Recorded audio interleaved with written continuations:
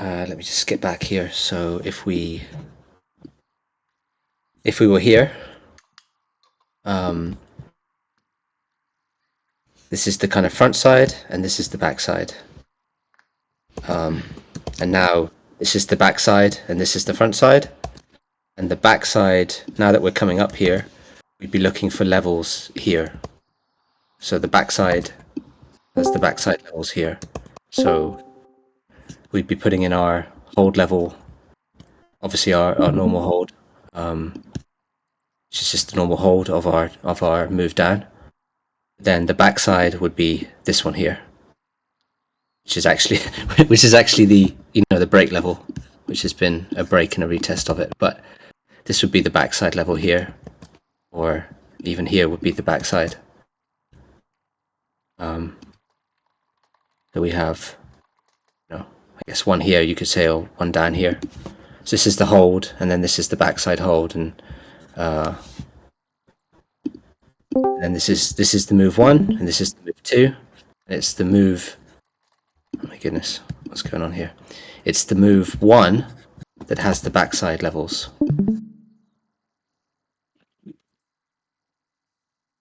I don't know how well I did explaining that, or whether I've made some mistakes, or whether there's someone else who understands this much better than me.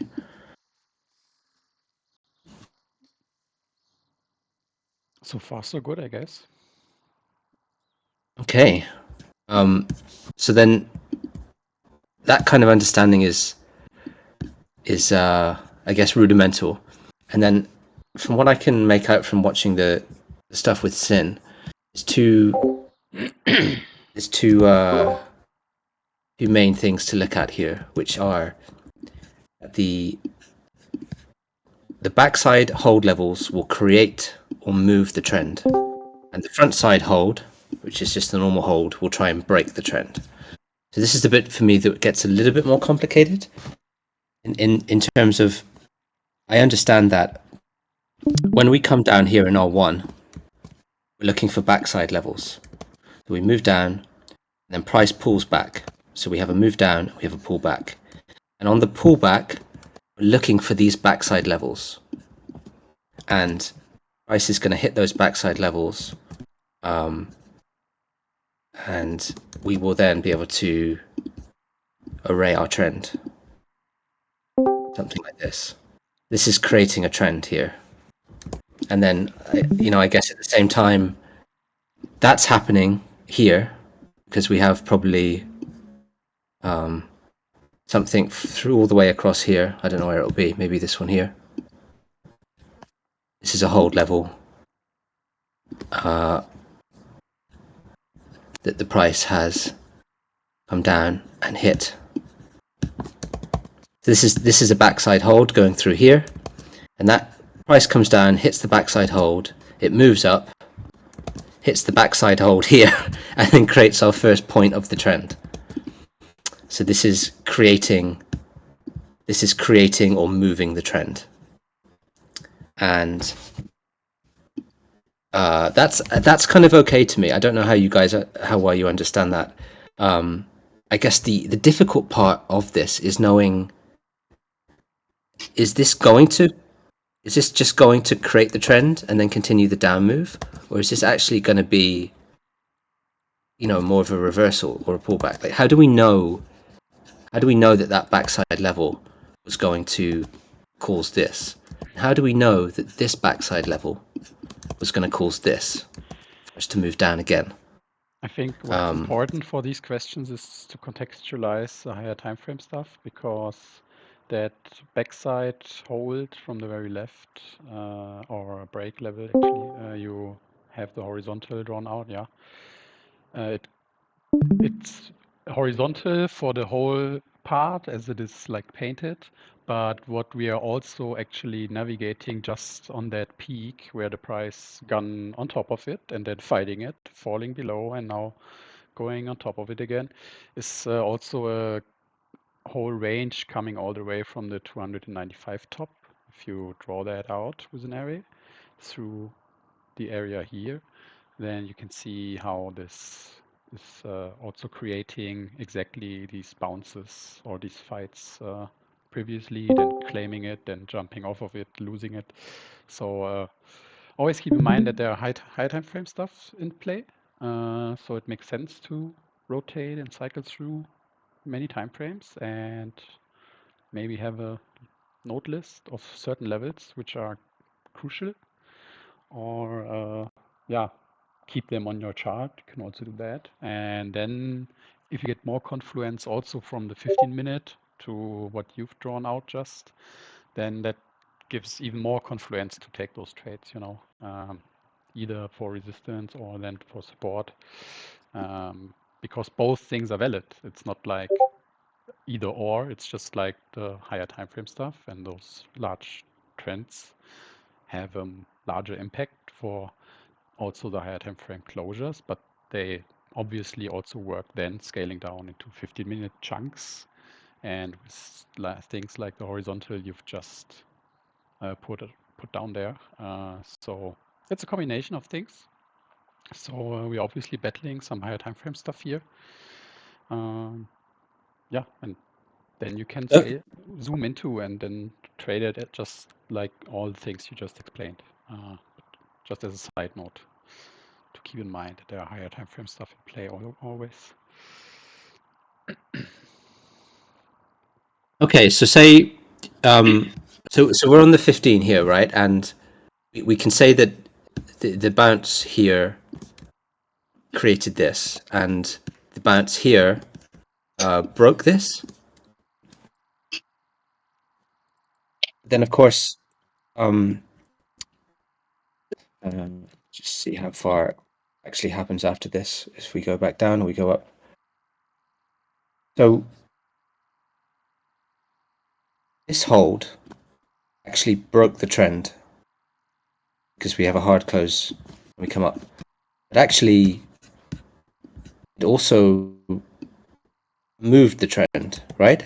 To here and go to here.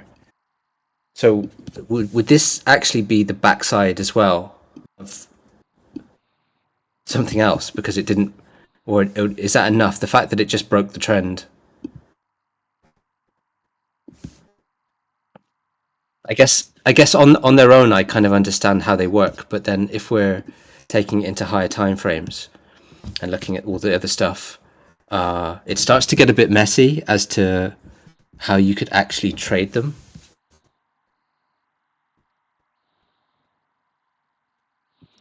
Yeah, it's all about confluence. It's all about probabilities always. I know we want that 15-minute chart only, and you can trade it and you can Skype it with these rules atomically.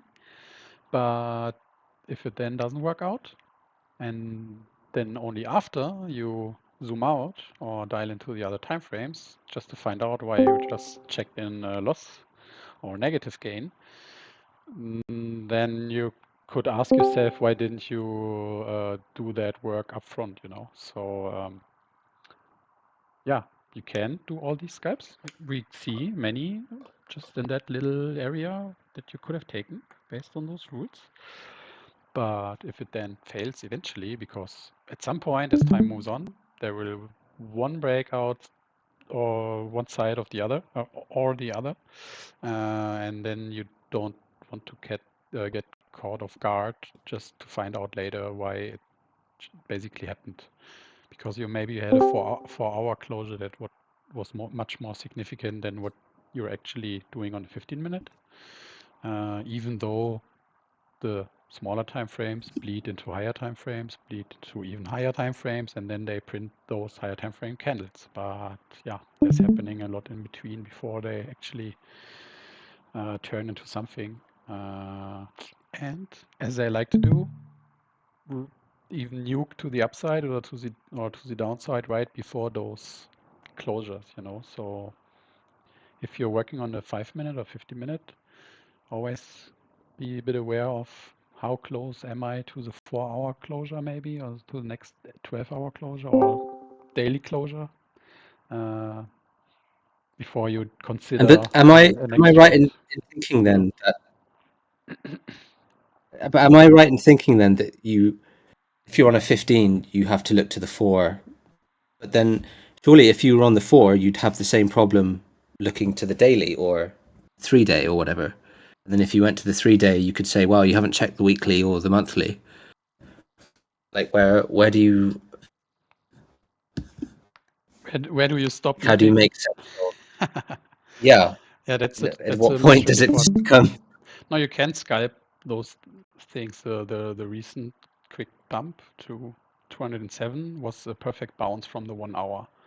Also, if you look to the left, there was a hold level going into this range, and you could have just almost blindly longed it in confluence with the leverage that was sitting there. The probabilities increase by the added up confluence for a single price point or move. So that's the base idea. And all you want to do with the rulebook is to have more like easier ways to follow a certain rule set. But it doesn't change that you are only talking probabilities.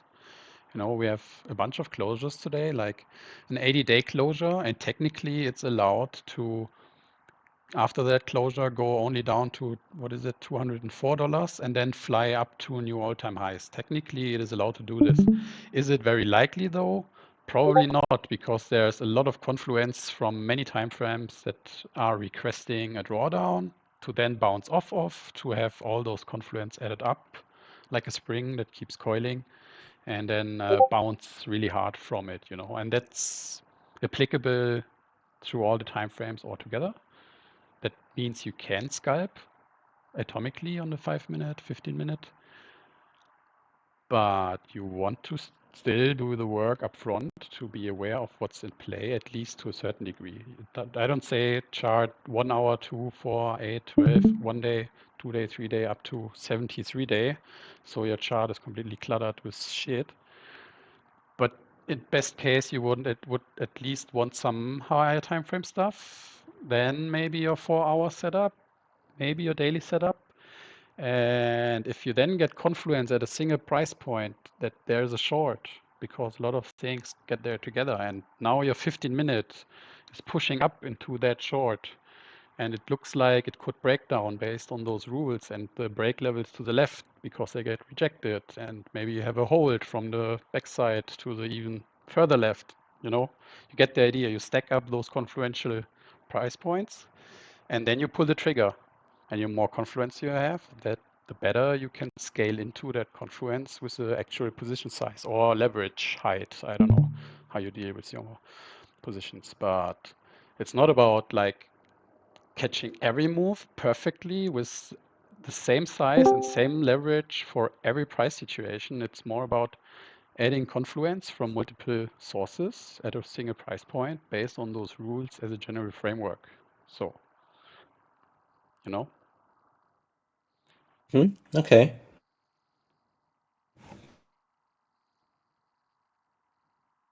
Yeah, uh I'm just trying to understand the process for. It kind of I don't know whether I'm way off here, but it kind of seems like the strategy here is the way that we're looking at the charts. It's really not ideal for lower time frames. It seems like this is much more of a daily kind of weekly way of trading. Is that fair to say? no, I wouldn't say so, because if you had that trend coming from the 295 top I've just talked about, maybe I can just share my screen quickly for that example. It's much easier to see Yeah, then. please. Um,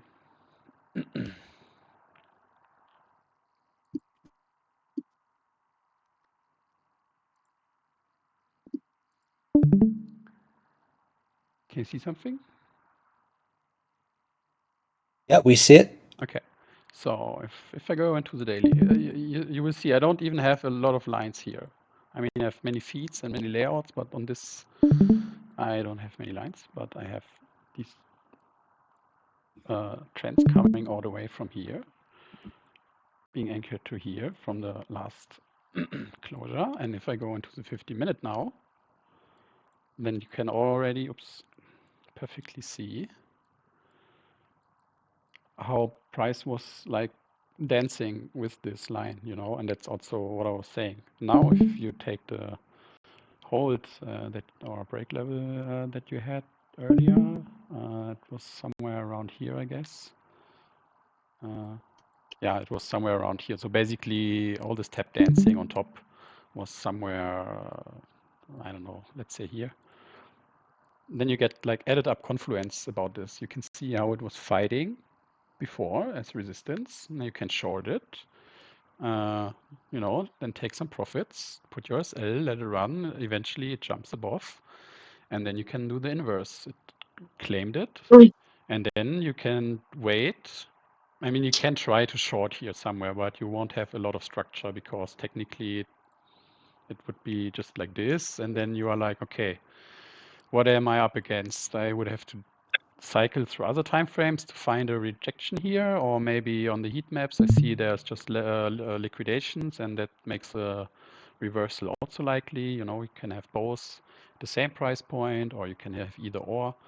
And when you then wait a bit longer until you get some structure, the chart will do the structure for you. So, and here's your long. You can already long that almost blindly. It will get some form of bounce because that's also where other traders will look.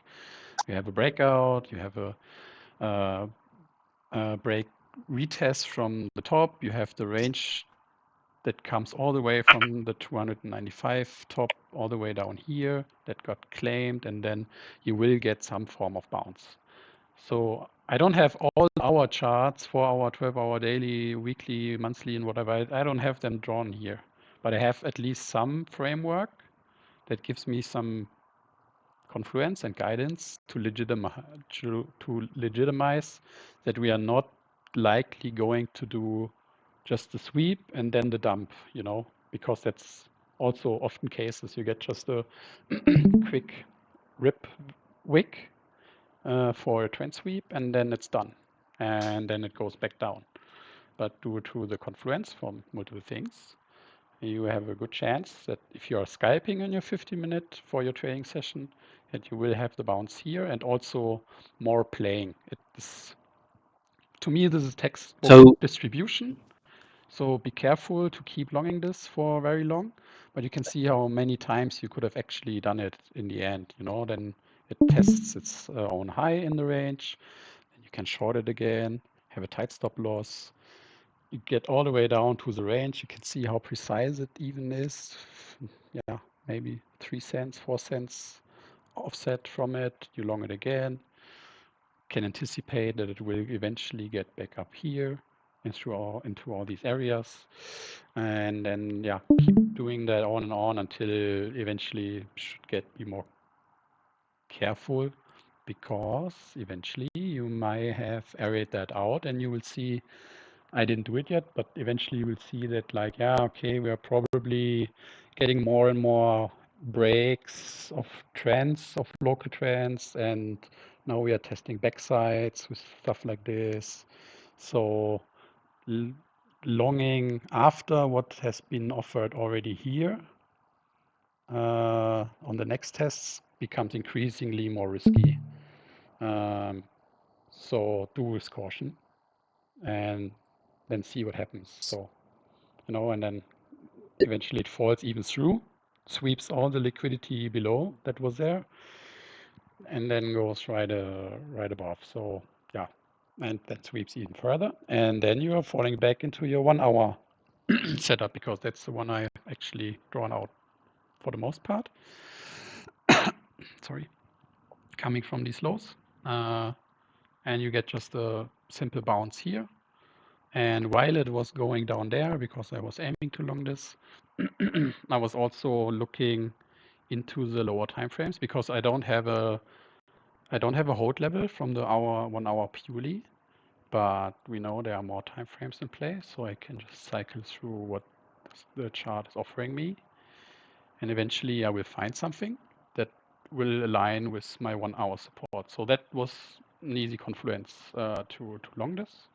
It's not perfectly engulfing, but it's, when it's so close, you can almost say, is it a rounding error or not, it's basically, yeah, it's a bullish closure for that time frame. Maybe if I check another one, I get it anyways.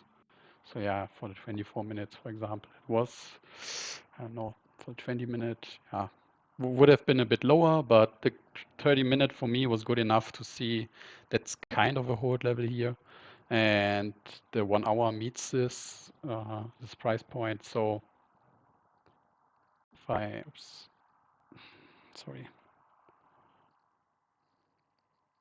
So if I see this and I have my 1 hour, then I can almost certainly expect, and also that's how I TP'd basically, long this and just TP most, or if you want to TP all or half, find it out for yourself how you want to TP things, at least partially, and then put the stop loss below here and then go with that, because I was pretty sure that even if this was only going to be a support resistance flip back into the daily trend, back into that prior level that was found there, that I will at least get out with profits for that retest coming from that 1 hour. And then, yeah, it even went a bit higher, and then it's fighting it again. It's closing below, closing above. Now we have a bullish closer even on the 30 minutes. And it goes on and on. Yeah, so you just want more confluence. I myself would not long this right now because we are still in the battle. You could argue to long this because you have to hold. You are back in the range, so it's not illegit to long this. It's just not my taste, because it can also just come back down here. Because just because we have that bullish closer doesn't always mean it goes to an immediate effect. We have seen it a lot of times. We get like this. This bearish engulfment from this time frame alone. And technically you can enter here and exit here, but the price before you exit just turns around and goes even higher. So that's also how the market often gets you. So for my own taste, I would personally consider another long maybe here, and then check to the left if I find another bounce reason. So which could be this break level, for example. So if I take this one, and the chart goes back here. And if we would have a forward move forward mode on charts, that would be cool. So let's see if it does something like this, and then bounces up again, and then you can TP again the chunk here, because why risk more? It's still, when it's coming from below, it's still resistance. It's still fighting this thing after some form of distribution area. And even that we know there's fucking tons of liquidity here, and I certainly want to short this. It's not a guarantee that it's going there, because at some point the top is found and the degen leverage that is still there is allowed to win at some point. So yeah, so I wouldn't long this hold, even if you're technically allowed to, and eventually it will do this move here from that entry to this exit. Just for my personal preference, I would prefer a setup like this, that it goes here. And then I can take the same trade, I just get a better entry, which is safer because I have more confluence from a trend, looking to the left.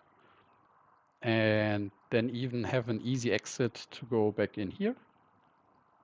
Or I have a very tight stop loss. So the risk is even smaller. But the trade idea is the same, because I'm still trading the bullish engulfment here, and then I could technically TP more here, put in let the SL do the rest, and if it runs higher, I get my short, then just TP the whole shit and then start shorting. Does that make sense to you? As we come, yeah. So as we come down to the trend there, would you be looking to long that, as long as we didn't close? As long as it was like a dive down. This one here? If we closed a candle, if we closed a distribution candle at the trend, we'd then be under that resistance candle, right? So then that would be the yellow candle just before where we are now. we close under that, we've then got a you new mean something resistance like candle. this, just lower, like if we get a blue candle like this, let's say. That would be a hard closure below the If it trend. actually, Is that what you mean? if it closed under the green candle, the resistance, it would that would be the resistance, right? That it would be pushing off the trend, but it would be going straight into resistance. Yeah, sure. For now, it's not really lost because we kept closing inside, you know. Even with this large one, this was just a trend sweep, basically. And afterwards, we only got accumulation closures back inside. Then even if it was very close, and it's just a 30-minute chart, you can, you know, keep cycling through then 50-minute, 1 hour, and just check and to find your confluence there because this is a daily trend. But you technically got a hard closure again inside or on top of that daily trend. Then it's rolling over, but it's closing on top of the trend even. And then it sweeps back above. And so all this is like noise. It's technical nonsense and doesn't mean much. But you still got the appreciation of that upside pressure. So this is more bullish than it is bearish. And you can long this. But if it goes now like this, I don't know, it falls here, back down, and then hard closes like this on the next 30-minute candle, let's say, then you could be more cautious considering longing. But again, it's a confluential thing. So one candle doesn't always make a whole trade or trend change. It's just, yeah, if this happens and kind of this closure would print, then you would start to think, okay, we are running out of the upside pressure that was there from all what was happening before. But afterwards, I would still think we get that bounce here, at least into this. You could to P however much you want and then be safe with your SL below the entry and then check if it still manages to break out again. So if it gets this closure, then there is more caution advised, let's say. But it's also not like, okay, now we have one candle and oh my God, and now it's a done deal, because if I go into 1 hour, yeah, then I don't even have much, because it can perfectly do this in 1 hour and then go back up and do like this. And on a 30-minute, it looks bearish, but on the 1 hour, it doesn't. So, which brings me back again to, you want confluence from multiple things to justify a trade and then pull the trigger and not try to crunch all rules into a very short period, into one time frame atomically, and then when it doesn't work, say like, somehow this shit all doesn't work together. Yeah, it's just because the whole thing is very contextualized, and you can see how that daily range trend is much more relevant than if you were to, I don't know, start to area out the 15-minute from here onwards. You know, I can do that and area that and cycle that all up. But I guess I wouldn't get a lot out of it standalone, not looking at anything else, if you know what I mean. To explain why these things around exactly this area are so strong either way. Which is more or less just coming from that large trend from the daily, you know.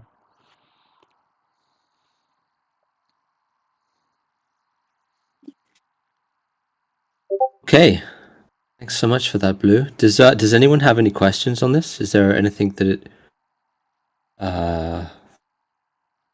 people would like explained or that they're stuck on? Feel free to write it in the chat as well if you don't want to be on mic. Hey guys, I just joined in to tell you there's a blue impersonator going around again. Spam pinging and everything. Thanks. Get rid of him. Hey man, just making sure. Yeah, thanks. Good luck.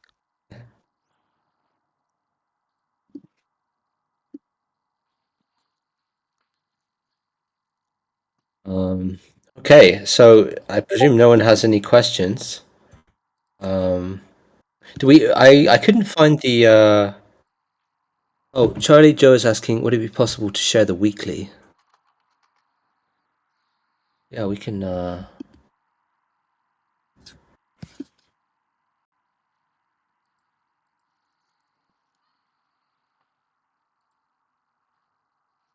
So, Blue, am I right in thinking here that on the weekly we have this this move down and a move up?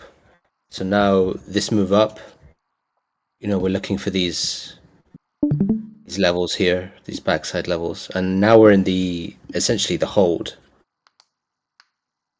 Like we're right into this main hold on the weekly. So I presume that Yeah. on lower time frames, it's just making its way through the greedier parts of that old candle on its way to the break. Yeah, this is not the hold level, if you don't mind. The hold level would be on top of that distribution candle where you anchored it, because engulfment is on the bullish side. No. Here. No, the candle was right, just the opposite side of the body, not the left one. One to the left. Here. No, that was two to the left. One to the left. The distribution in the middle between the two. Oh, this one. Yeah, this is the hold level, exactly. So this is a hold level from the entry being along from the bullish engulfment of that super large all-time high candle, which is active for like, I don't know, almost a year, and I guess never completed because we only reached the entry but never the exit. So that's a leftover bullish momentum that yet has to come true eventually, which looks perfectly good that we will do that sooner than later. Oh, Uh, doing this wrong. Okay. So the hold level always goes on the candle that gets engulfed and on the body side that gets overcome, to explain the easiest, I guess. So for bullish ones, it's this one, and for bearish ones, I always thought these were the resistance holds. no. On the lower side, we have the break level. So that large accumulation candle would get a second horizontal on its wick low. So you can leave that. That's perfectly fine. And if you duplicate, So this is actually the resistance hold. no, that's a support hold. It could act now like for different reasons going into this price, because you will have just other time frames that act like as resistance there probably.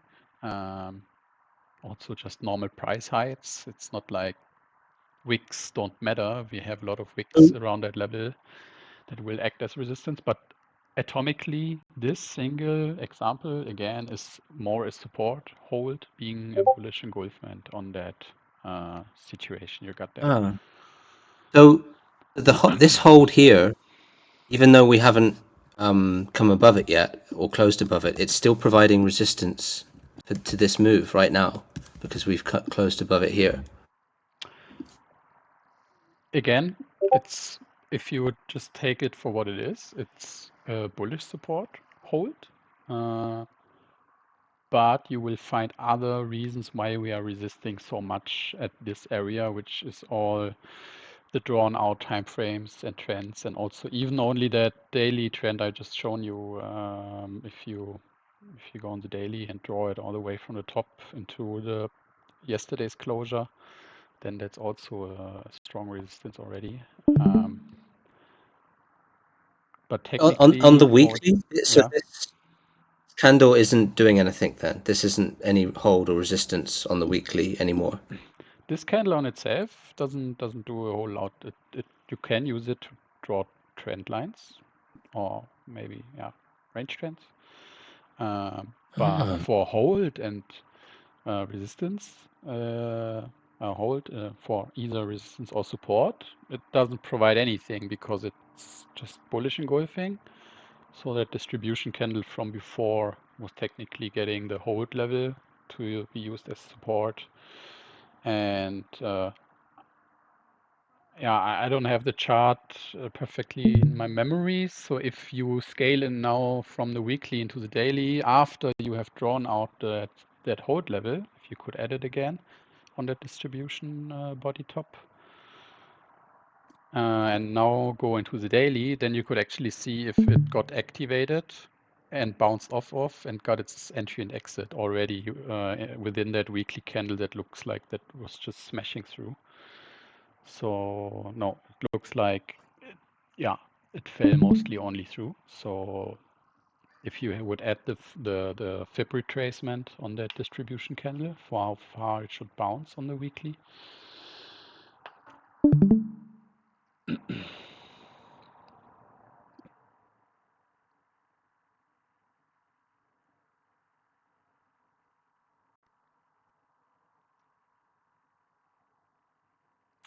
So you take the hold level, exactly, as entry, and the other anchor of the fib is at the wick low, if it's along, Oh yeah. Right, that's the magnet tool. Yeah, that's right. So your entry is like, what is that? 213, whatever, and your exit is like, what is that? 230 and something. Yeah. 34. So if you go back now into the daily or 4 hour or whatever, because now we see the weekly, the second next weekly just smashed through. But the beauty of these fib trades is they happen and start and get created on each of the time frames, but they are allowed to complete on all of the time frames, which makes it probably more confusing if you're learning. But eventually you will get there because you will find a lot of trades on the 4 hour maybe that are created and are completed in 50 minutes. And this example is almost the same. We have a weekly bullish engulfment, and now you're on the daily, and you can. So what I do then to make it easier, maybe let me take over because it's harder to explain, and otherwise it gets maybe a bit confusing while I try to make you draw it. So if I just open whatever next layout.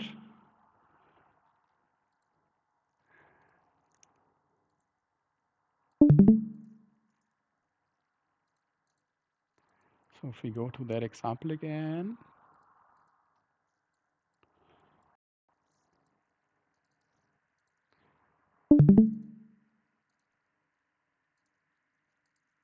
So I need to pick my own stream for the recording, sorry.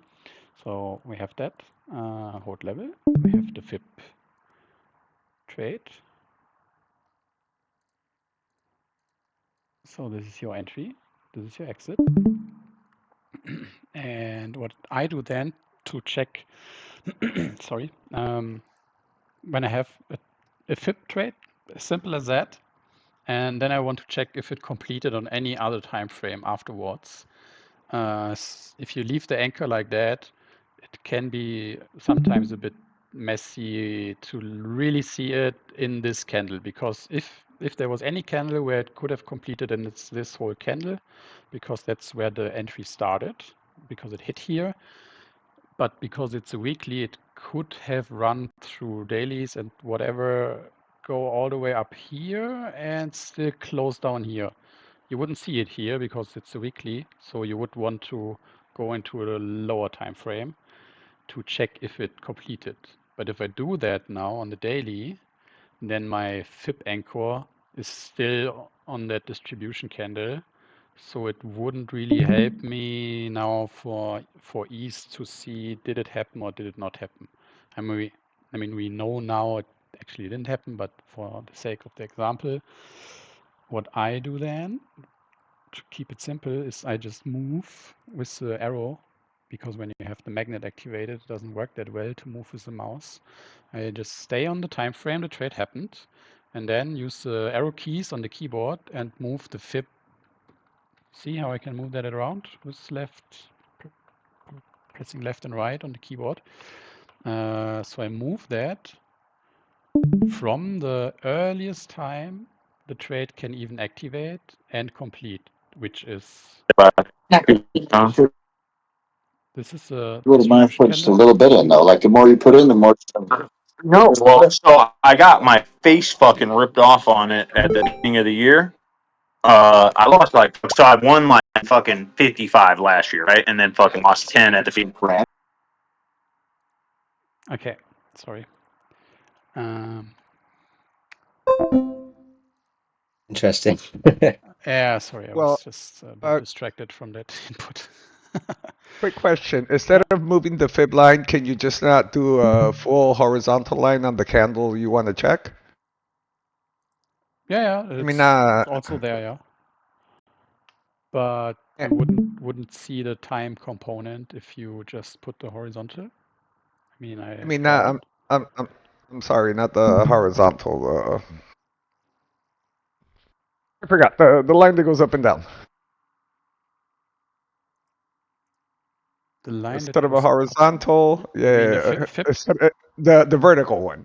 The Like vertical you can put a one. vertical one on that second candle, and that will give you the when the trade started to see if it activated or not. You mean like here? Third candle, This one? the right from where you were. The next one, Next one? the right. One more. One more? One more to the right.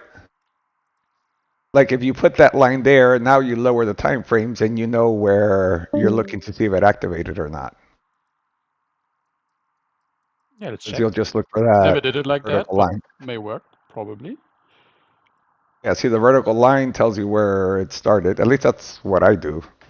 Okay, yeah, fair enough. I guess there are more ways to get to the same. So yeah, now here's the bigger question for me. For that fib trade to activate, it would have to come from the top down. So in distribution, like if you go to today's time frame, like it can't activate from below, right? It always has to hit from the top if you're going to be longing it.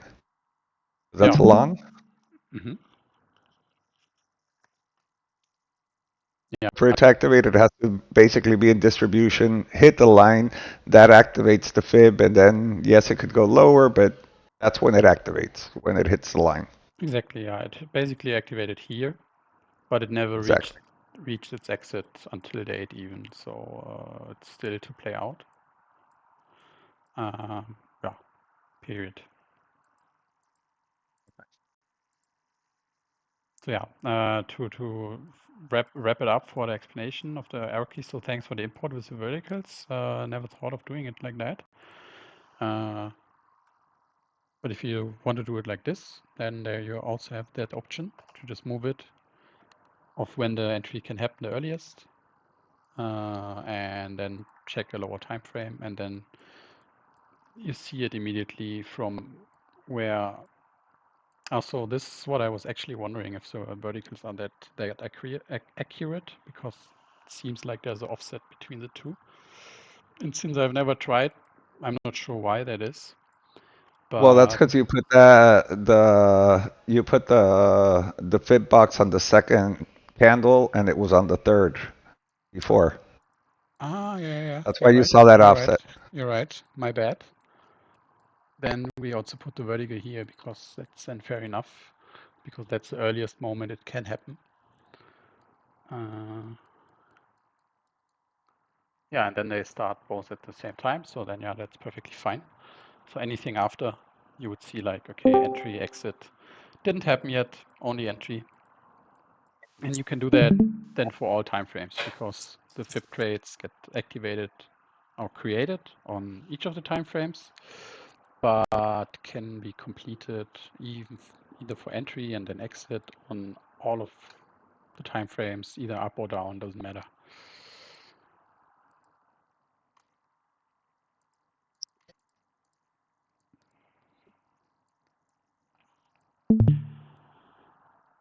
Yeah, in the inverse case, to get the round picture here, Zach, would be just like, I don't know, whatever other example. You have like this bearish engulfment, for example. That's your break level. That's your hold. And that's your entry and exit for the short from the hold line to this FIB exit at, yeah, at the 1.618 FIB level. So yeah, for example, it got activated here, then it did other things, fulfilled other obligations, and eventually it reached that exit here. So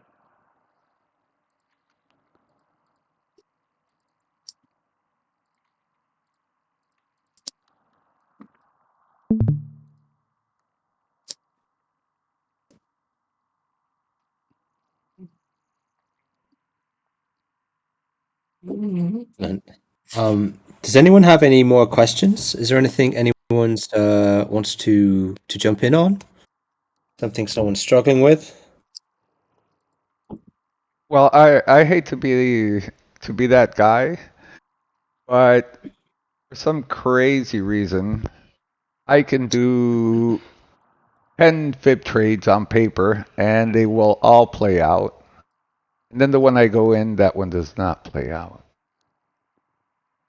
Happens to me like Yeah, I know that very at well. least. Like I said, let me check it, let me do everything. I do it on paper, everything works perfect. I'm like, okay, I'm going in on the next one. And I'm checking if we're like in a bullish move, bearish mood. But it's still like, is there like, what am I missing to? would be good to know if you remind those examples, and we could just check to argue why that one after 10 times it worked, the 11th one didn't. I know it very well myself, it's not like I'm immune.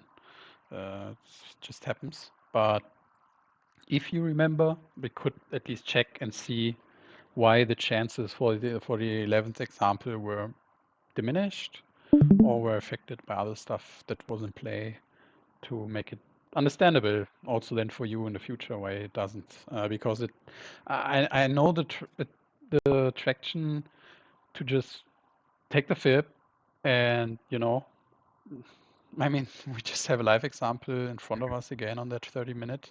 We had that bullish engulfment, it hit the entry, it already hit the exit, and you are like, why I didn't long this,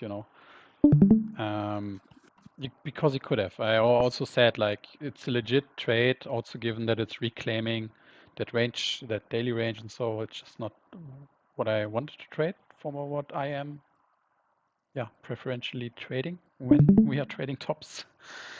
But it was a legit trade, and then you see it and miss it, and are like, god damn it!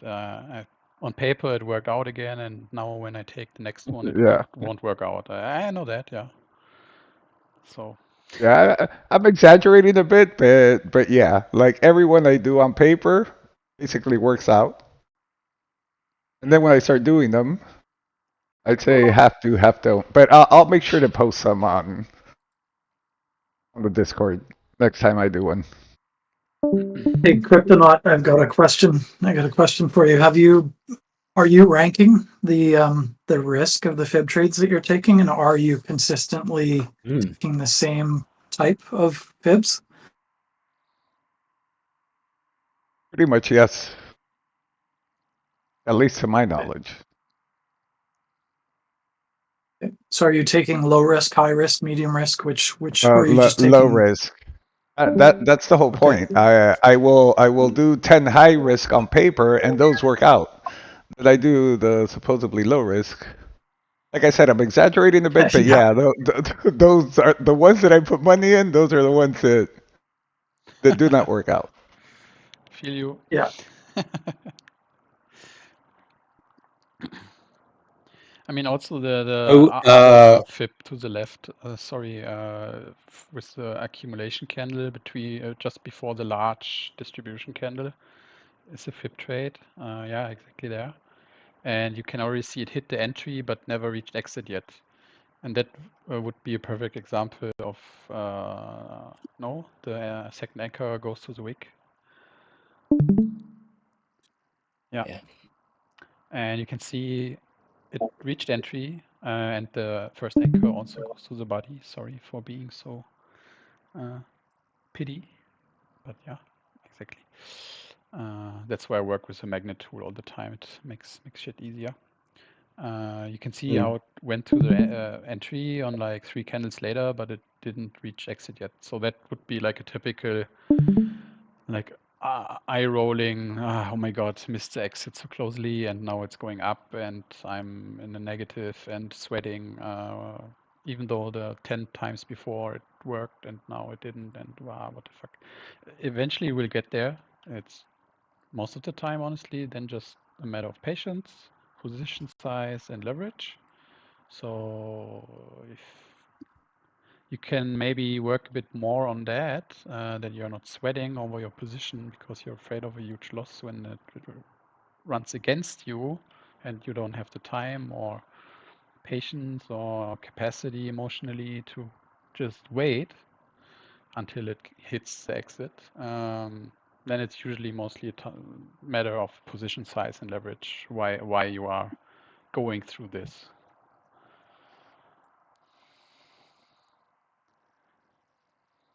This would have been a tough one, right? Because we come in and we activate the fib trade here, and we come into a hold level. We have a trend coming down. So the fact that we stop so short of the target and then suddenly kind of reverse up is pretty tough. Very mean, yeah. If you were.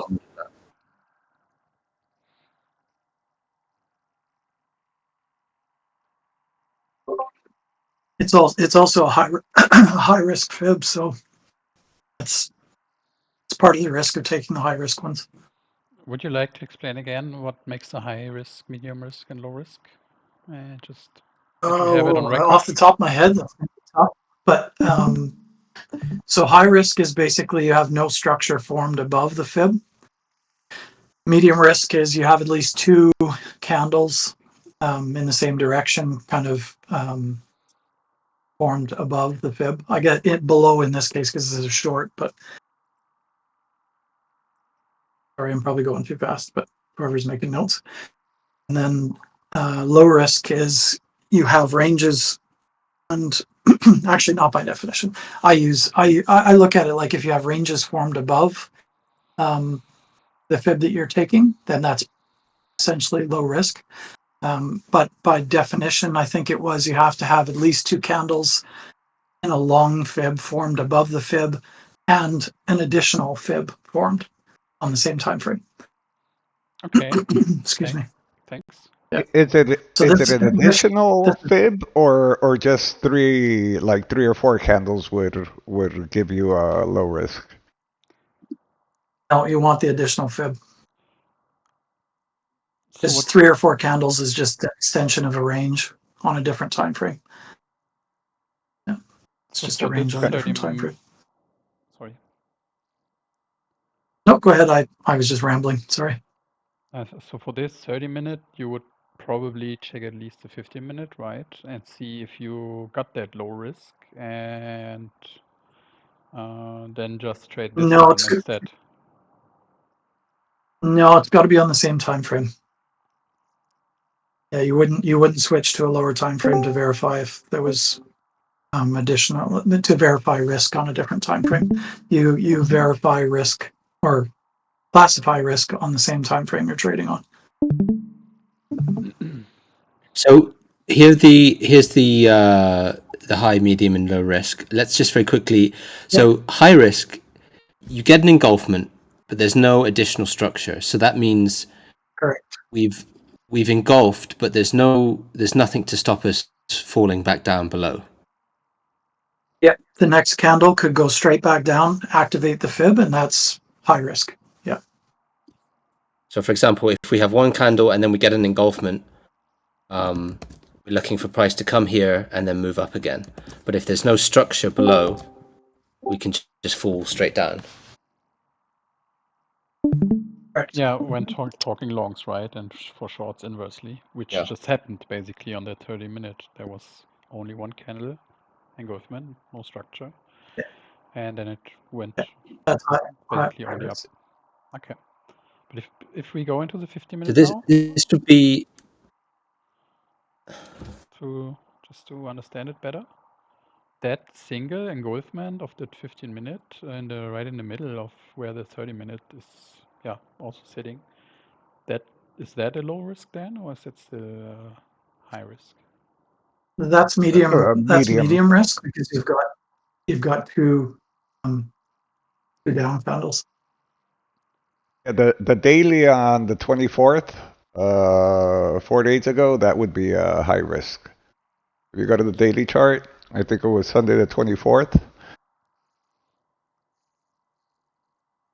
That would be a high risk on short. here. Yeah. Yeah, that one. Yes, because there's nothing above us to stop, as we see here. And that one didn't play out. Hit and it just That kept short's going high up. risk. But you may be able to dial into the 12-hour again and see if something comes up later.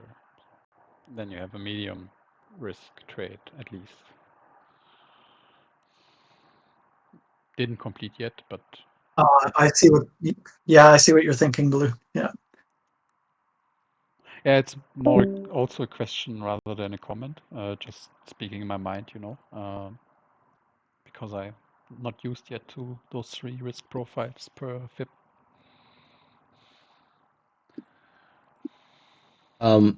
Okay, so The 12 medium hour risk is at least. Sorry, go on. No, I was just going to make a comment, but it was irrelevant. Okay. So the medium risk is a 2 candle range formed after the initial engulfment. So a 2 candle range formed after the engulfment.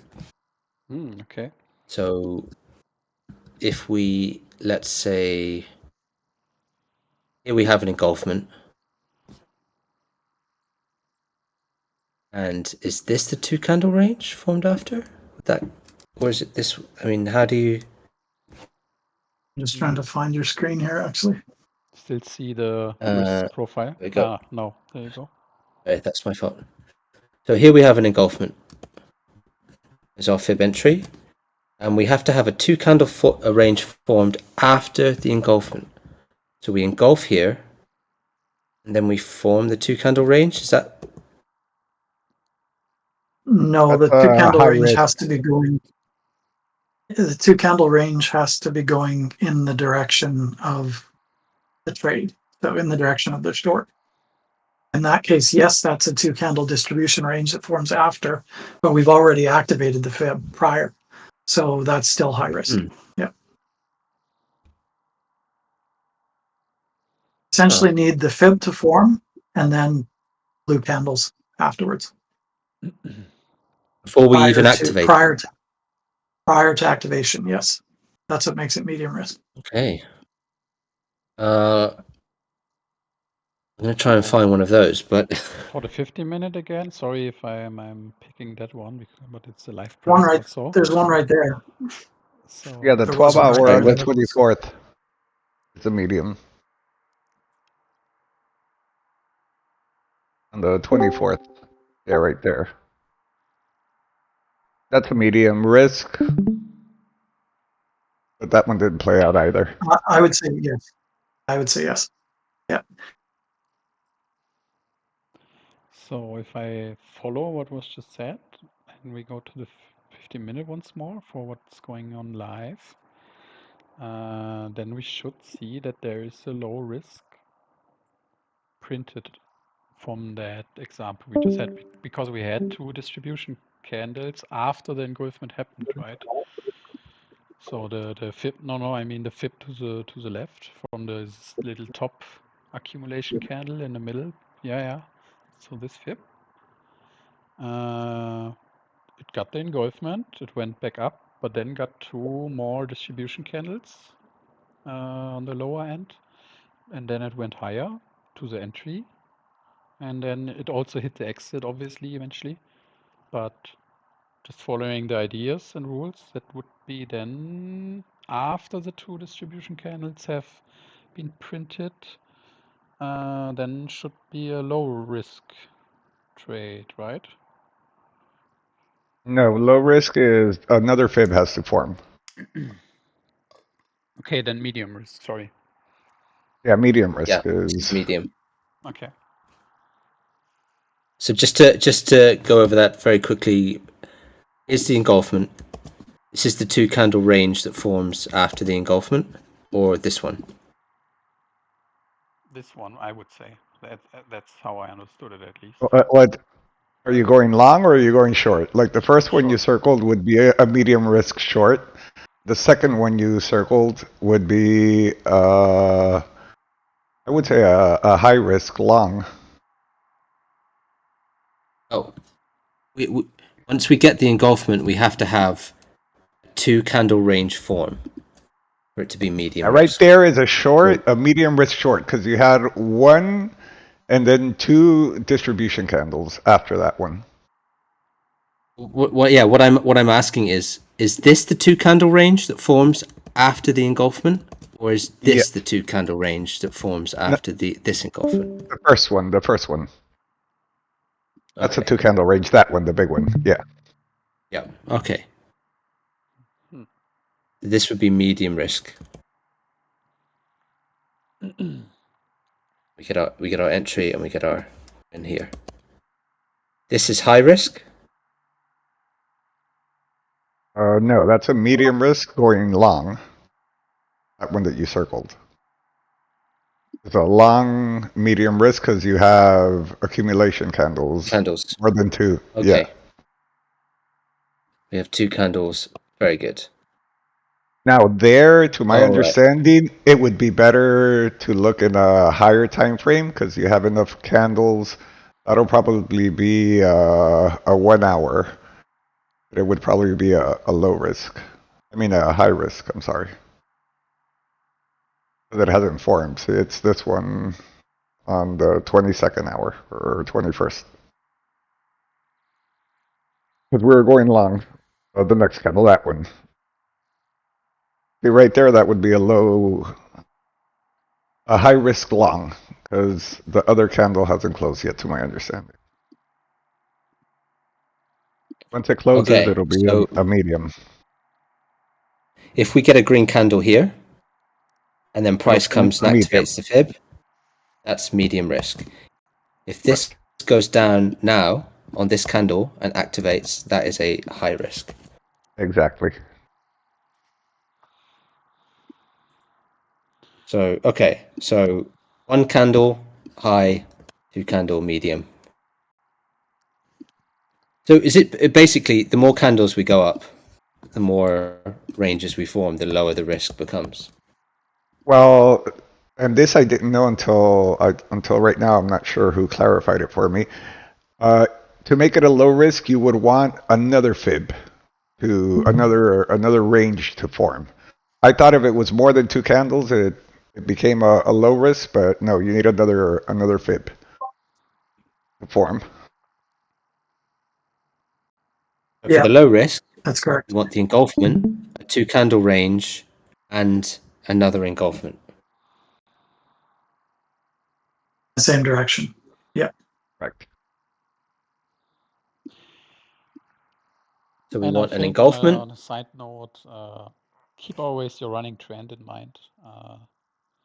And that's where it gets more tricky because we are most likely in a distribution phase, just trying to sweep that juicy high short leverage above the high, but you're technically still in an uptrend, so you can try to take all these shorts, but trend is your friend and it favors easy long scalps.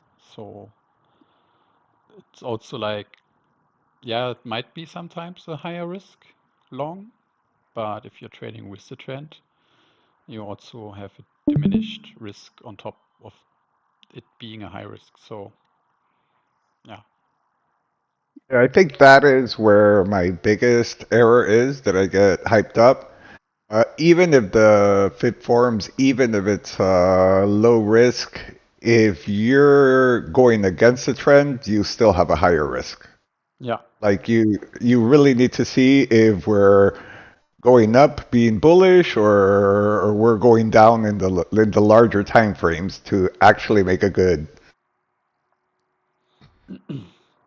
So, am I right here in thinking that this, we have an engulfment.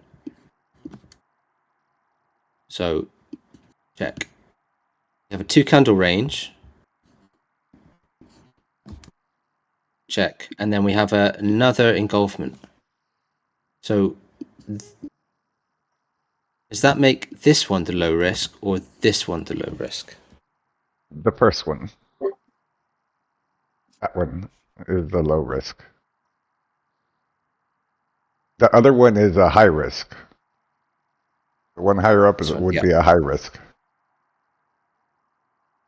Yeah, it can turn into low risk later, but if you would replay it into when it gets printed, then it's a high risk at that moment. Yeah. They all start as high risk. Every fib starts as high risk, just to kind of summarize. And as structure builds in a long situation above the engulfment, then the risk level changes. So they all start as high risk, and then they can progress to medium or low risk. But it's not a guarantee.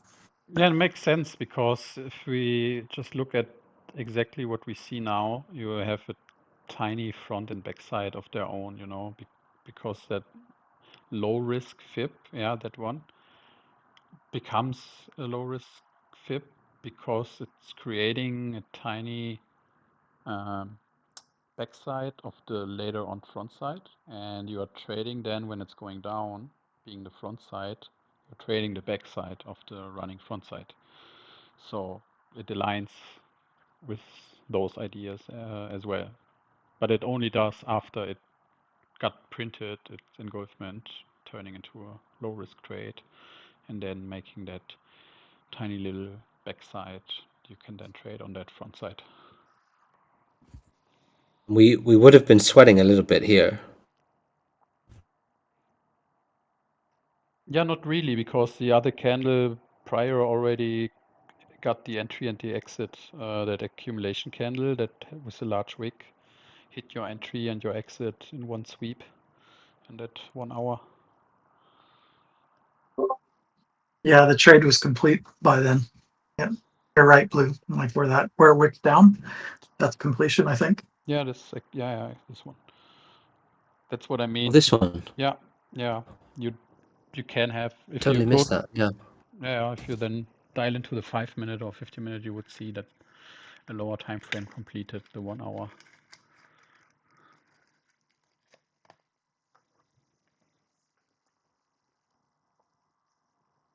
I feel silly. Yeah, there we go.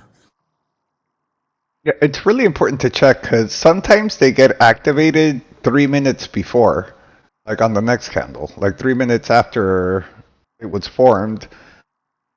And it's happened to me before that I think it wasn't activated, but if you dial down into it, you see that it was activated and it did complete. and I was waiting for it to complete on another at another time. Yeah, that's why I got used to Oh. when I found a fib trade to just move the whole fib with the arrows, or as who was it? Sorry, someone else just described with the vertical line. Yeah, the vertical line. Yeah. So that Yeah, makes it I much learned the easier. vertical line from Sin, and I had to verify that it was actually where it started. But yeah, it is where it starts. Yeah, I was always good to doubtful. know.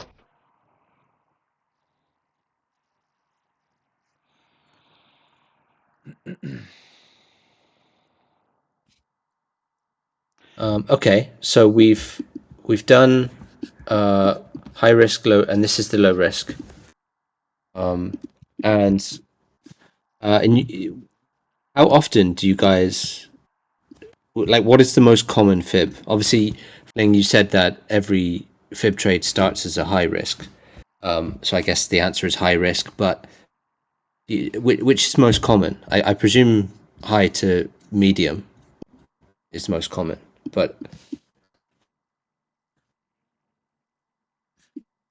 I couldn't say which one's the most common. I don't know the stats on that, but it stands to reason that high risk would be the most common because of what you mentioned, just because everyone starts that way. So, but yeah, I don't know the stats on that.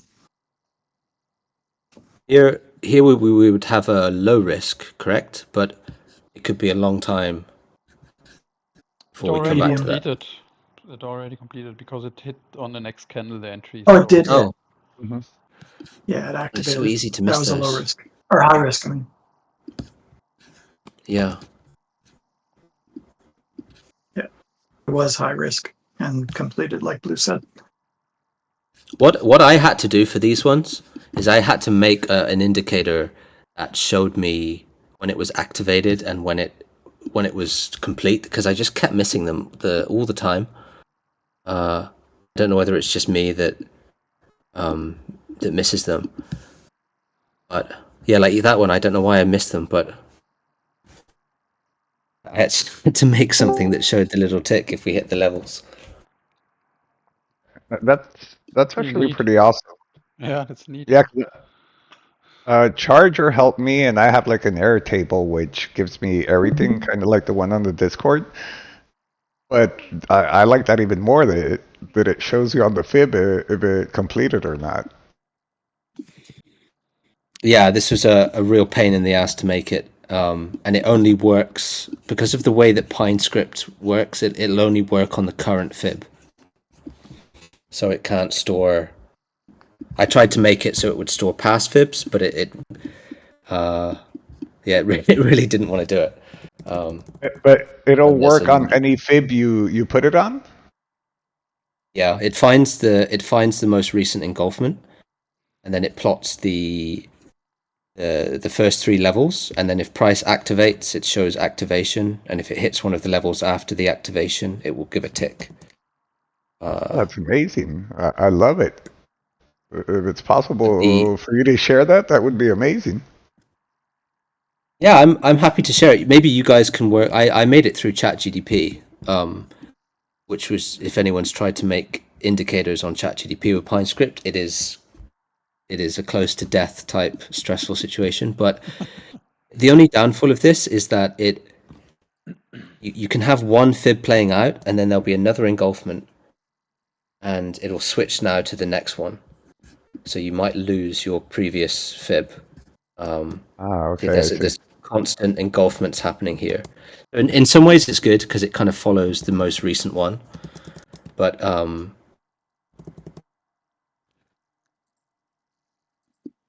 we don't have any playing out here. See, that one was activated, and then the next engulfment happens, so it moves on to the next one. But when you get an engulfment, it does work reasonably well. I'll share it in the Discord for you guys, and you can play around with the script. Awesome, thank you. Yeah, the other one thing is that this one hasn't activated yet, has it? So that's fine. Okay.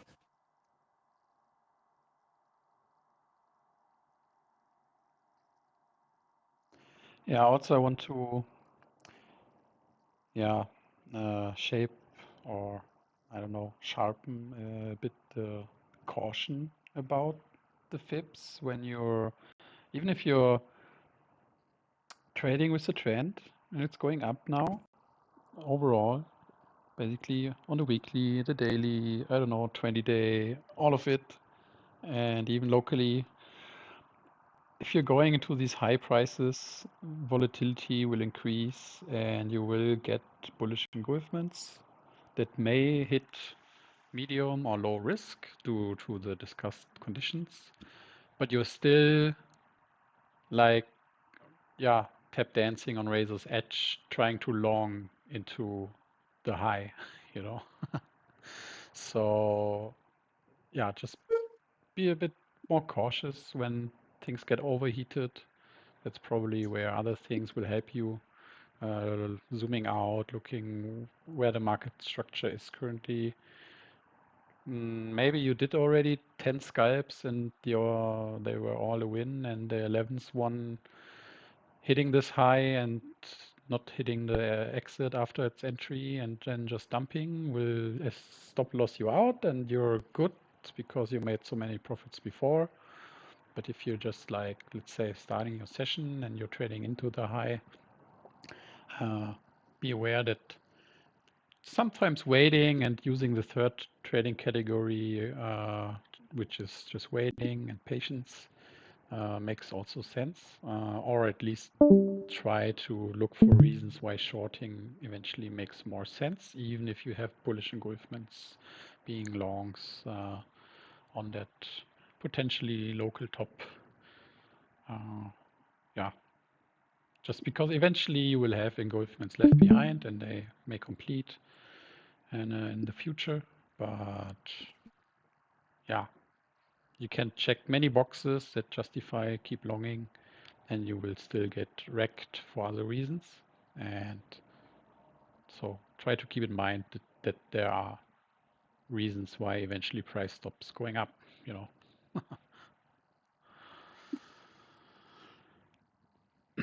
You can verify Talking us it out of the better. trades. Sorry? You're talking us out of the trades.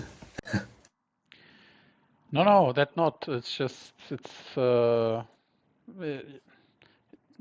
don't try to, how do you say it? Don't try to overlook the tree for the forest, or is it inverse? But you know what I mean.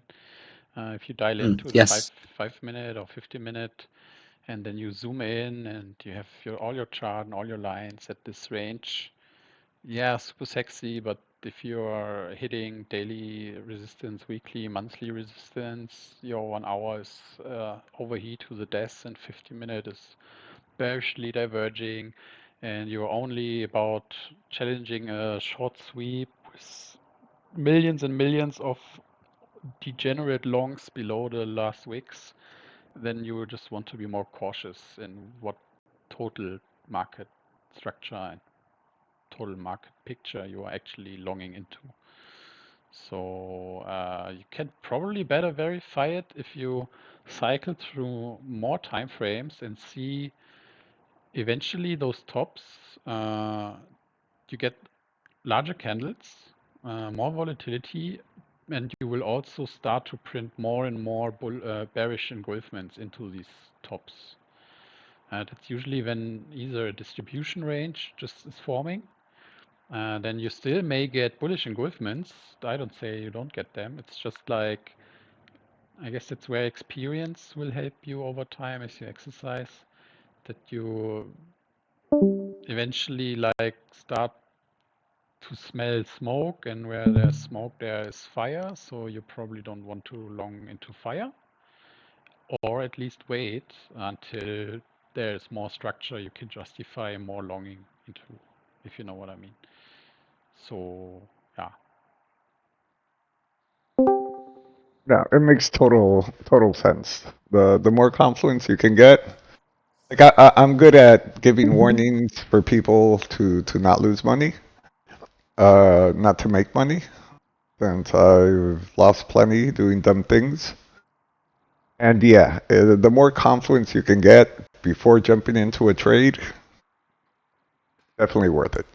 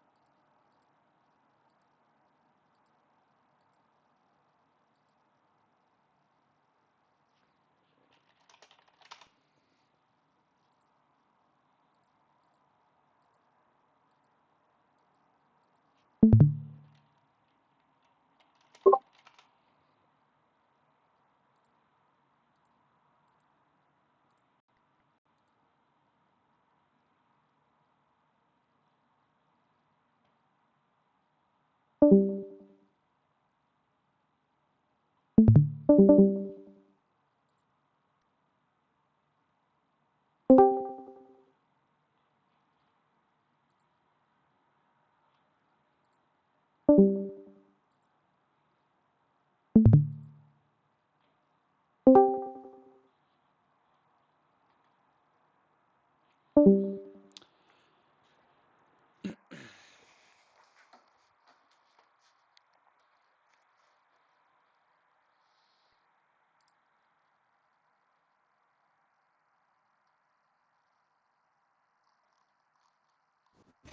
what do we have? All right, Any guys. questions in So chat or from the questions prior? Didn't check on them yet. yeah, I couldn't find the questions thing. Do we still have that on the Discord, the questions page? Yeah, it's just right on the top left in the general section. I guess 11 summarized them last time we had the session. Yeah. See them?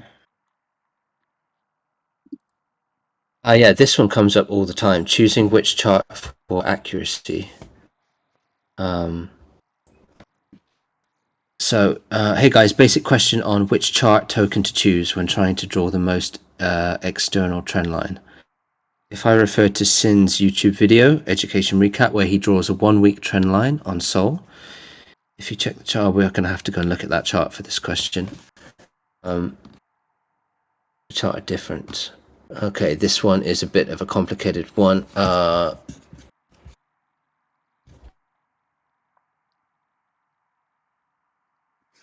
Yeah, Blue, maybe you'll have to, this is way over my head. I'm just reading through it and see if I can answer it as good as the educational video would already do. Because he's basically asking which feed to choose for your accuracy. For accuracy, I just always go with the BitGet feed. That's like the most plain and simple answer. You will probably find some that have a larger history, sure. But question would be, does it add anything to your current chart structure? Yeah, it has just proven that the BitGet mixed contract perpetual feed for Solana has just the best results. So that's also where I do my precision charting on, especially when you have close engulfments and such. Then that's very reliable in general.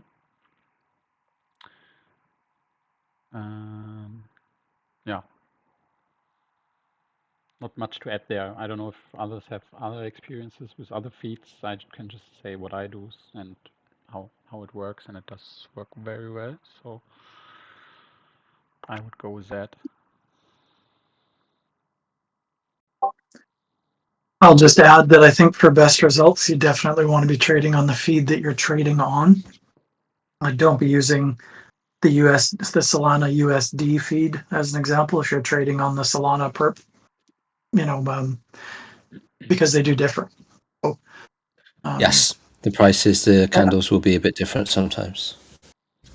Yeah, they're definitely different charts. So, for best results, trade on the feed that aligns with what the product that you're actually trading. I think there was part of that question. I read it before too, and there was part of the question he asked something to the effect of kind of what's the difference between the 7-day chart and the 1 week chart, and the answer to that is that they roll over at different periods of time, so that's why the chart is different. That's the short answer. I don't have the question in front of me, but yeah, there it is. Yeah. Yeah. So the weekly, Yeah, he said weekly, and monthly, and so on. Or no, the weekly rolls does not roll over with the yearly. So at the 1st January, but the 7-day does roll over. So you have different start dates.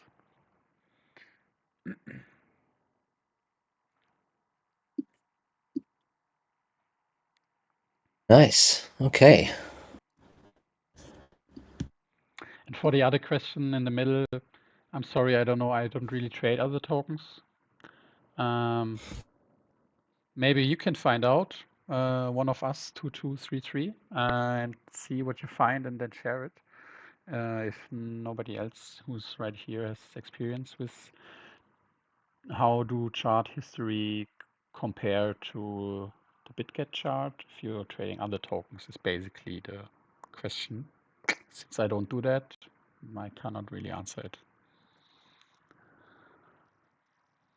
Now that's always been a huge question I have because like Sin trades off BitGet. I use Binance.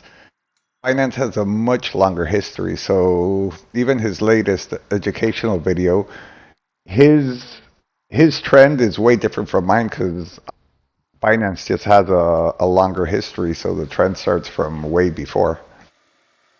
And then how do you know which one's right?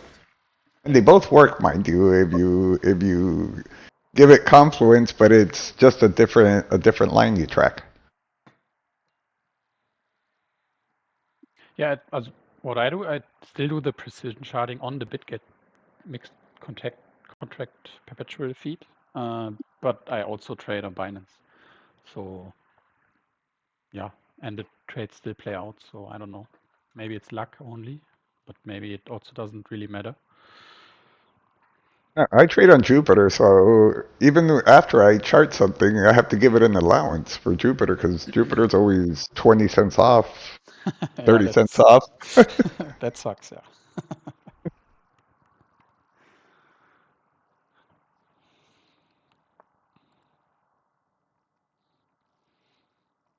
I think for the most part, different exchanges, like the differences between BitGet feed and Binance, it will be different 100%, but they're close enough a lot of the time that the trades still play out that you're identifying blue. So, but I've also seen where they don't. So yeah, that's why I just recommend myself anyway. I just trade on the same feed if possible. I think that's the best way to do it. Not that you can't do it the other way. Just I think it's the best way, and there's no inconsistencies. Yeah, keep it simple. Just trade on what you're. If you can, yeah. Like part of the problem I had with Jupiter is I couldn't find a feed that was the same as so. Yeah. So anyway, I ended up moving to a centralized exchange, and now there is no mismatch. Like you always kind of had to account for a bit, like you're saying, you kind of had to account for a bit of a tolerance trading on Jupiter, and that can work. Like I did it that way for a year, but it's I don't know. I didn't. I just found that being on a centralized exchange worked better for me in the end. But then there is no difference. It's just you're trading on the chart that you're seeing on TradingView. So Well, it matches unfortunately, up nicely. in case there's anybody else trading on Jupiter, for me it's just the simplest thing to trade on. I'm in the U.S. and nothing else works to my liking, although there's a couple of others, but nothing. And Jupiter's just very simple, even though it's got like sky high fees. What I end up doing that has worked for me is I will do, let's say, a fib trade on on my charts on TradingView, and then I will open the Jupiter charts and find that level on the chart they give you. Like I'll find the 15-minute or the hour, and I'll trade like because I'll know what candle it is on my TradingView. And I'll look for that candle on Jupiter, and it's the only way to be kind of accurate. And it pretty much works as long as you're not doing like high time frame trades. If you're doing 1 hour, 4 hours, you can easily find them on the chart they provide. But I'm doing it off a desktop too, so that helps.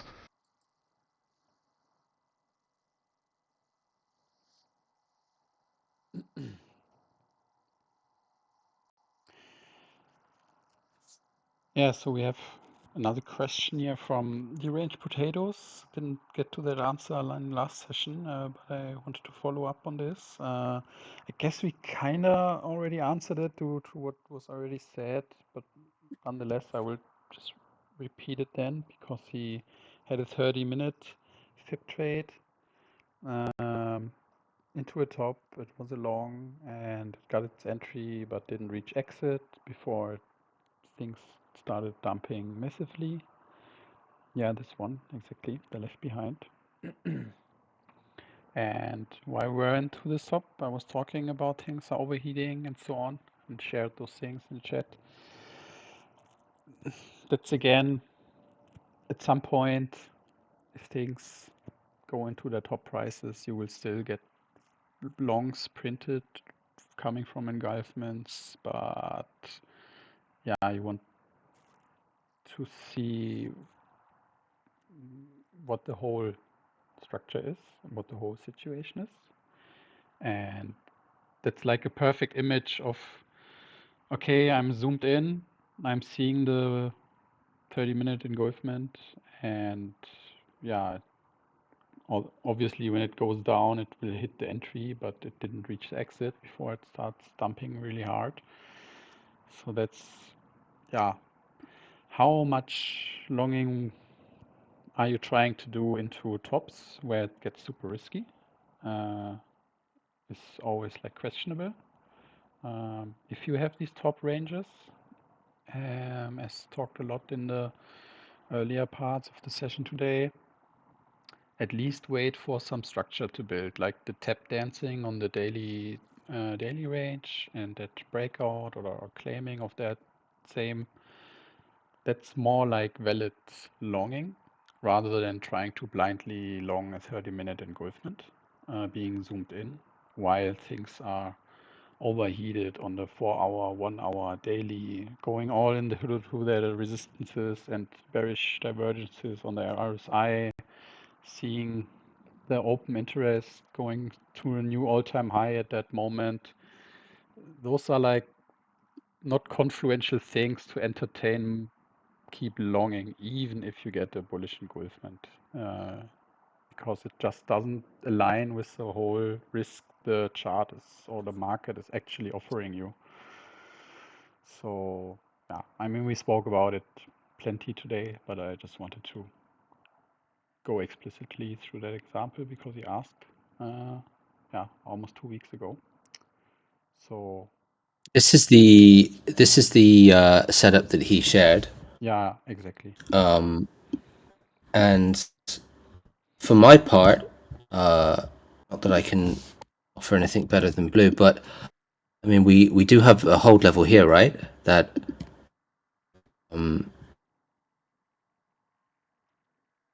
I don't know about everyone else, but for me, if the 1618 is that close to the hold, I'm probably taking the profit at the hold and not risking. Yeah, on 30-minute like this exactly, it's not really a hold because the candle does not engulf where you have the hold attached to the candle afterwards doesn't engulf. But maybe, yeah, exactly. There's another time frame. I was just about to say that where you will probably have a hold level. So yeah, you're right. You can long into it and then just lower your risk as you run into the resistances of these hold levels. Eventually it will play out. Meanwhile, it did play out because we rerun these highs and are higher already. So might have just taken a week for you to wait for the exit if you take it plainly. Yeah, that's always it would have something that. taken. I'm sorry, go ahead. No, yeah, it would have taken a week exactly. 14th to the 23rd. So yeah. Yeah, the best 9 advice days. I've heard on this, because this happens to me a lot, is always take like the greediest entry and the most conservative profit, or at least take a partial profit, like at the first resistance. Because I've been in this situation waiting for it to hit, and yeah, many times it does. Other times it doesn't. It's better to take a conservative profit and move up your stop loss. Yeah. I suppose when this candle closes here and we get a trend, we're kind of under the trend, under the 1 hour hold.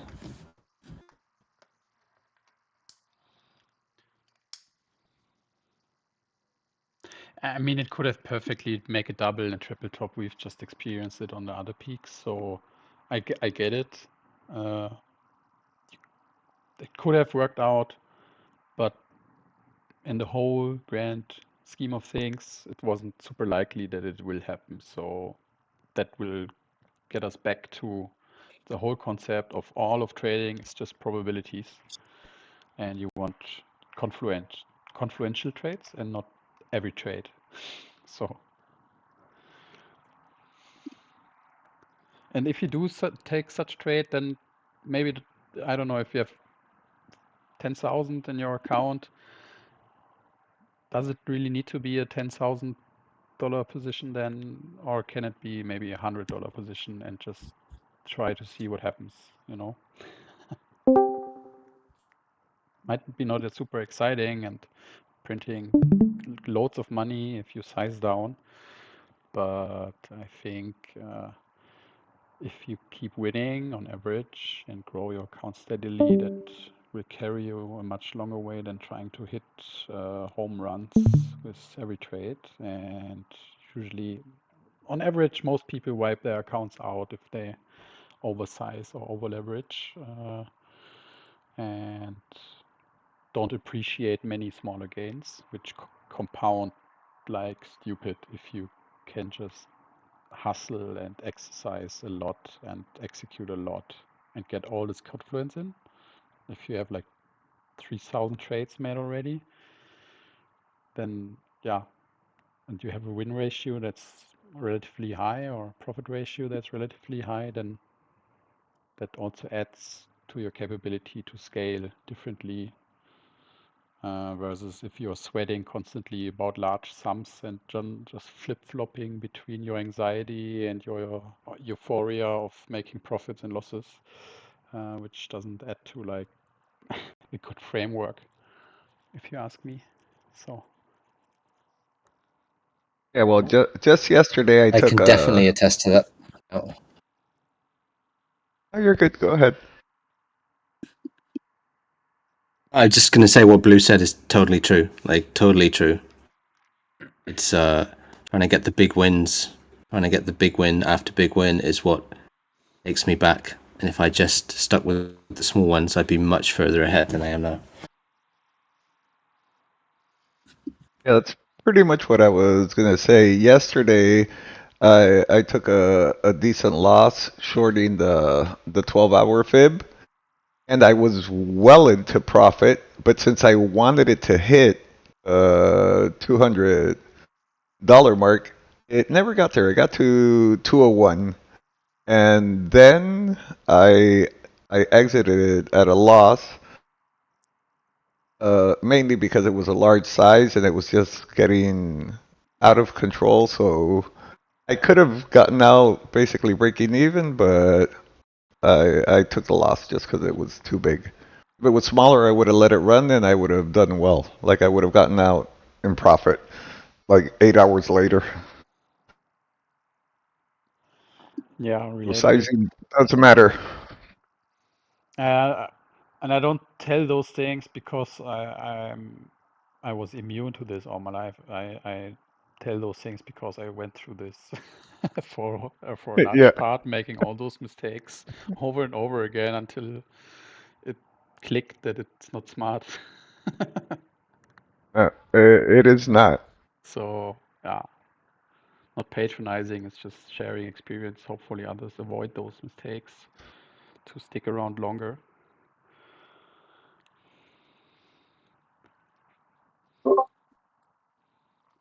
I don't know if you guys have ever done the compound calculator.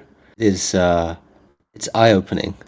If you just take a small percentage gain of your account every day, in 3 to 6 months, it's unbelievable what you end up with. Yeah. Yeah, I mean, if you can keep compounding percentage-wise and it's steady, then yeah, sure, that will print you a lot of money eventually. But as your account grows, you should also eventually define a threshold for yourself that you don't overblow single positions. Because you got so much confidence and then the market fucks you over for a macro event tweet and you are not prepared with a stop loss, but you're scaled in proportion to all your compound gains into a maxed out position, and eventually shit hits the fan and you wipe 80% of your account out and you need another year to make that back, just because you kept scaling and scaling and scaling. So sometimes it's also okay to make a lot of money and then keep making steady money until you reach another milestone that would justify scaling up more, So if you're smaller, you also have less to lose. But yeah, when you have like a big account, I'm not so sure if you have like 1 million in your account and you keep scaling into a $3 million position, and then you have 2 million, and then you're scaling into $6 million positions. It's just not sustainable. Eventually, you will get something wrong, no matter how sophisticated you are. And if you're then in a $6 million position, losing 10% from your $2 million stack, where 10% of the 6 million is 600,000, then you just fucked away $600,000 from your $2 million account, and you're then afterwards just like, what did I do actually here? Was that necessary? I don't know. Yeah, I that's do that's brutal. I do agree with that. I got used to doing bigger trades, and honestly, I was doing great until like around April, more or less. And then I'm not sure if it was April, May, but I took a nice hit to my account because I just kept adding to it as it went down. And then I made a decision of exiting. But the problem now is that, yeah, I lost easily like 40% of what I trade in Sol that I have for these perps. But now if I put less money, I just feel it's not. I feel like I'm not making any money. But it's very risky because you take higher risks with less money, and it does affect. Like, mainly, I'm a spot holder, but I allocated something to be perping, which I more than doubled, and then I lost like 40% of it on one trade. Yeah, that's exactly what typically happens. And then you try to revenge trade, and then you lose another 20%. Not you, but in a general sense of how then what happens. And yeah, eventually you land at a even lower start, lower account Yeah. size than where you started. And 6 months passed, and you are worse off. So Luckily, I get PTSD, and that's why I enter much fewer trades now than I used to. which is I don't know probably if that's a smart. good thing No, it's probably smart. or a bad thing, but yeah, now I don't. Before I was in and out of a trade almost every day, sometimes twice in a day, and now I don't do that. Now I get into like a trade a week or a trade every 2 days. Yeah, to me personally, what I developed after getting my so far biggest hit, what I immediately done after drinking a whole lot and trying to forget it, set myself a rule, and I talked about it, I guess, 2 days ago with one of the community members, Somots, and I mean, everybody has to know how to manage their own money, obviously. I'm just giving an idea for reasons and how that came or how I came to that rule book for myself. Plain and simple, from every gain I make, I put 50% aside and put it into a cash out pile. And that goes as a cushion to the bank. And I even split that stack to maybe anticipate other things, buying assets or refilling the account if needed. But I only keep 50% of the gains in my account growth because that does two things. You actually pay yourself actively with your gains, and you have a steady growth on potential retirement money or asset money or whatever, which takes risks away, which makes better sleep nights, and you're also not keeping all your money into your account to run into those risks of blowing everything out in one huge mistake. And it also helps me to monitor if I'm actually much more profitable than I'm not profitable. Because when I take 50% gains away, then losses from trades will also only eat from that stack that's remaining in the account, right? So I actually need to be at least kind of twice as profitable as I'm losing, which I'm doing, but that's also a very good performance indicator for myself how maybe a week went, because when I'm starting on Monday and let's say I have 100 grand in my account and I'm doing profits and losses and whatever, and on the next week it's 102 grand, then I know at least my account has grown by 2%, and from all the gains that happened throughout that time, also 50% went to a whatever bag, whatever I want to do then with that. So that's just my own rule book, and why I came to that is because of a huge hit last year when I learned even more.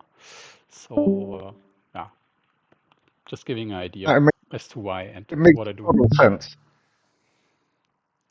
And definitely a smart thing to do because I think it's a given. Everybody takes a hit. Everybody. So unless you're actually setting something aside, you don't recover as easily. So definitely thank you for the for the tip. You're welcome. Yeah, that is good advice. I guess I'm starting off with a smaller account, so I kind of want to grow the account and grow the account, but it does make sense to take some of that out and keep it on the side, so it's free from revenge trading.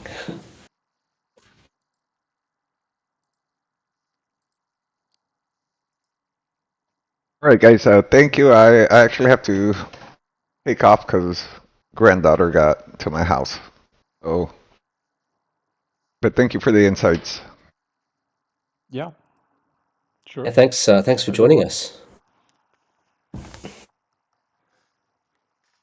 So I was hoping my indicator was going to show a little tick. The tick was flashing earlier. It kind of flashed on and off. It should flash a little tick here. I need to go and check the code. I'm pretty sure when this candle closes, it should give the tick. There we go.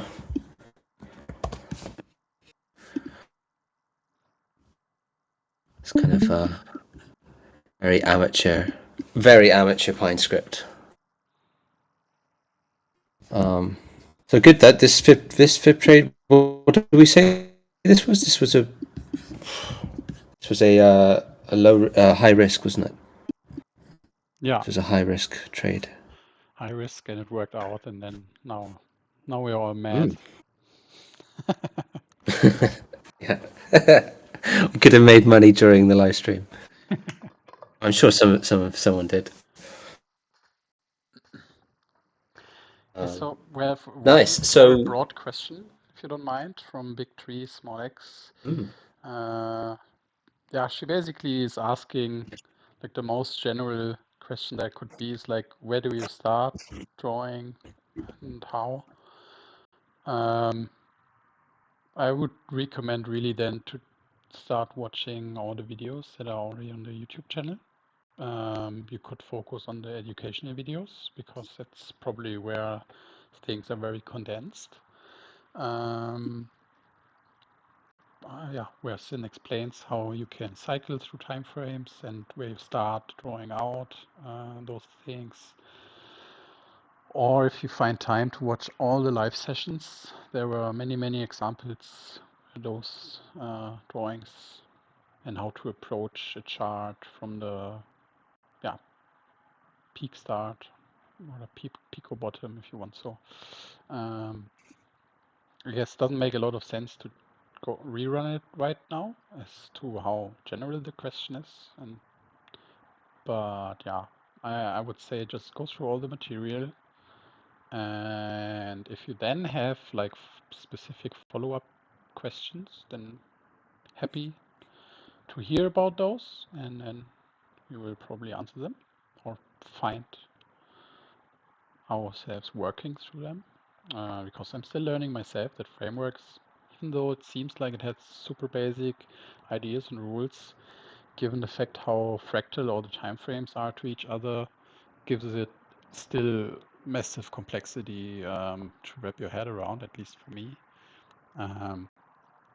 So yeah, start somewhere, big tree, and if you then have subsequent questions, happy to hear those.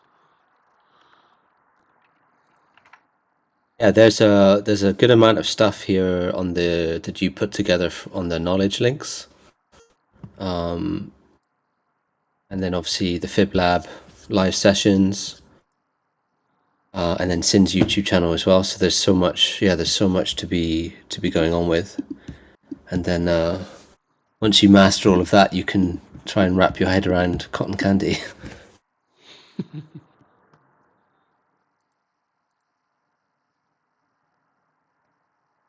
I've actually just been going back through some of his videos, and he's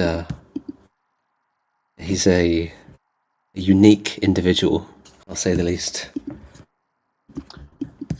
Certainly is, yeah. Very smart and kind guy.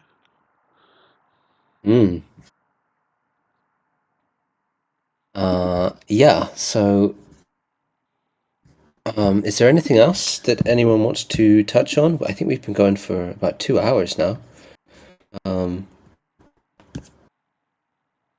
Is there anything else? Anything else on someone's mind?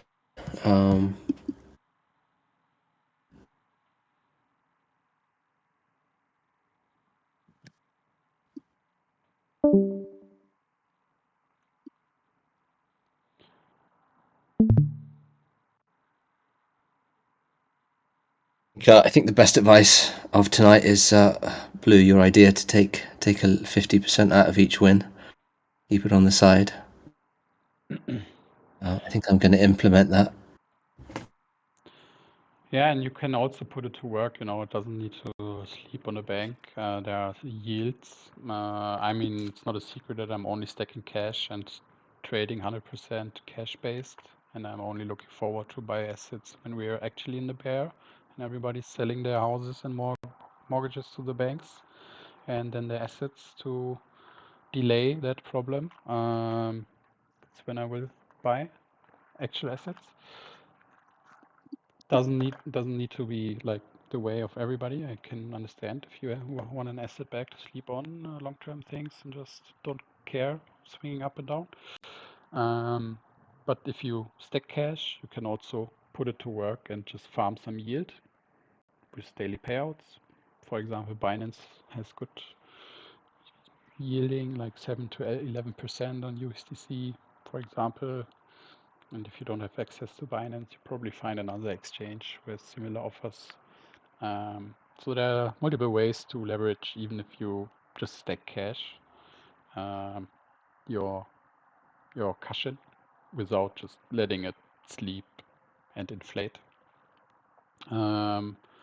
And on a side note there, because I also did that once and I regretted it later, when I implemented that book, I had that backup cash stack, and then I started refilling my account because yeah, was not a good period at that time, and I incurred more losses. So I was like, yeah, okay, yeah, who cares? I just grab some money back from that payout, and I would just make it back, and and then you start, yeah, gaslighting yourself into stupid shit. And that didn't work so well, and so I had to actually make that also back later because there were more losses. So you have to be religious about it if you try to implement something similar for yourself, and just really, if you put it aside and let it there, then that's how it also should be. Probably just sharing experience again here. So yeah, because it's tempting to just use that money then again, but then why did you put it even aside in the first place, Yeah, absolutely. And no, thanks for sharing that. I didn't even cross my mind to do something as sensible as that. I guess it shows kind of what a degen I am. Just throw all my money back in.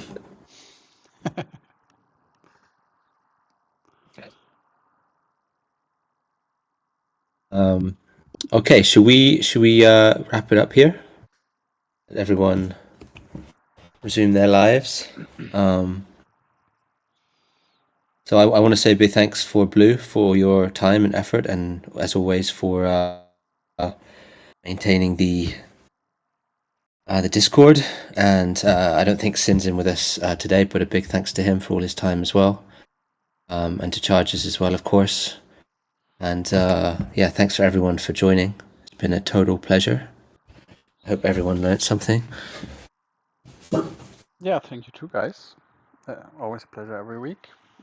So a lot of people here today again. Pretty amazing. Looking forward to the next session and hear you in chat otherwise. And thanks for all the support. Yeah, The it's community is growing and running nice to very have the cool. community. Yeah. I was thinking maybe next week for the live. Maybe this is a bad idea, but maybe we could do like a little, I don't know, like a 15-minute like little quiz or something, or like a little. We show a chart and everyone has to kind of figure out what's going to happen. We do like a replay, and everyone kind of has to make their bets, do their analysis, and decide if it's going to go up or down. Maybe we could do something, just like a short little game or something like that. Okay. Sounds interesting, huh? Yeah, maybe like a little pop quiz or something. We can have 10 questions, and everyone kind of has their answers. They can just write it down at home or whatever you're doing, and then we kind of test our knowledge and see how good we actually are. Perfect. And the winner will get 1 Bitcoin donated by Sin. Oh no, then he has to do one trade to make it back. Yeah. he can make the Bitcoin while we're doing the quiz. All right, guys. All right. Yes, perfect. Thanks, Have a Blue. good one. Thanks, everyone. You too. See you guys Bye. next week. Ciao. Bye, guys. Bye.